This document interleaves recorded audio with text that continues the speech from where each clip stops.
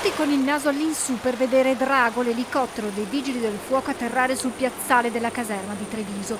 È stato il momento più emozionante per circa 700 bambini delle scuole primarie dell'infanzia della Marca trevigiana che sono tornati dopo lo stop forzato causa pandemia a visitare il comando provinciale di via Santa Barbara.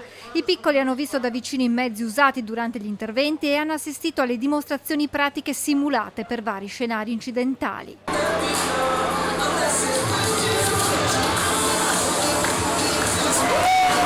In un momento in cui si parla dell'importanza della prevenzione contro le stragi sulle strade che vedono spesso vittime, giovani ragazzi, giornate come queste hanno proprio l'obiettivo di educare sin da piccoli ai comportamenti corretti da adottare.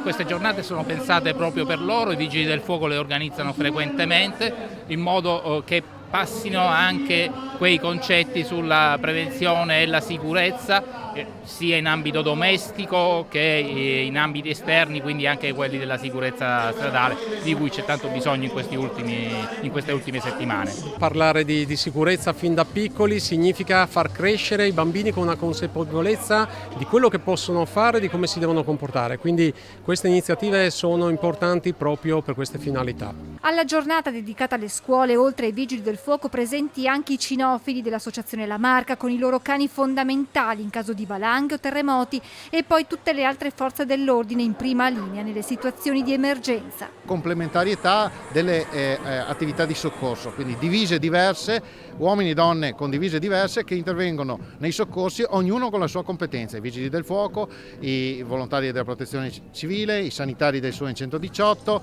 i carabinieri, la polizia e la polizia locale. Questo sistema non è scontato, funziona come una macchina complicatissima ma che funziona perfettamente. Ragazzi, ciao!